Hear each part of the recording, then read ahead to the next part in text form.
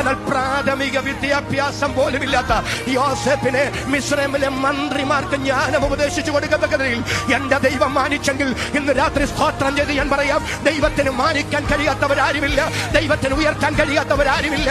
അതരം തുറന്ന വാക്കിന് ആമേൻ പറയാൻ ഇന്ന് രാത്രി ആത്മാവിൽ നിയോഗമുള്ള എത്ര പേരുണ്ട്?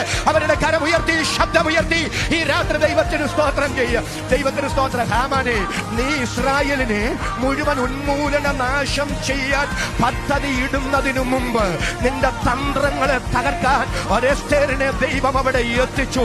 പരീക്ഷ വന്ന ശേഷമല്ല ദൈവം പരിഹാര മാർഗം ഒരുക്കുന്നത്, പരിഹാരം ഒരുക്കിയിട്ടാണ് എന്റെ ദൈവം പ്രതിസന്ധി അനുവദിച്ചതെങ്കിൽ അഭിഷക്തന്മാർ, ദൈവമക്കൾ, ഈ രാത്രി നിങ്ങൾക്കെതിരെ വീറോടെ വെല്ലുവിളിക്കുന്ന പൈശാചിക ശക്തികൾ എത്ര പ്രബലമെങ്കിലും ആത്മാവിൽ സടകുടഞ്ഞു സ്തോത്രം ചെയ്തു പറ, ഈ പ്രതിസന്ധികളുടെ നടുവിൽ ഒരു പരിഹാരം ദൈവം കരുതിയിട്ടുണ്ട്. അത് വിശ്വസിക്കുന്നവർ മാത്രം ഒരു 30 സെക്കൻഡ് കരമടിച്ച് ഇന്ന് രാത്രി ദൈവത്തിന് സ്തോത്രം ചെയ്യുക. ദൈവത്തിന്റെ പരിശുദ്ധാത്മാവ് അതിശക്തമായി ചിലരോട് തലയിൽ കൈവച്ചെന്നവനും ദൈവാലോചന കൈമാറുന്നു. നിങ്ങളുടെ ചില പ്രതിസന്ധികളുടെ നടുവിൽ, നിങ്ങളുടെ ചില പരിശോധനകളുടെ നടുവിൽ ദൈവത്തിന്റെ പരിഹാരത്തിന്റെ വഴികൾ വെളിപ്പെട്ടു വരുന്ന നാളുകൾ വിദൂരമല്ലെന്ന് ദൈവത്തിന്റെ പരിശുദ്ധാത്മാവ് വചനത്തിന്റെ പ്രവചനമായി ഈ ദൂത് വിളിച്ചു പറയുന്നു.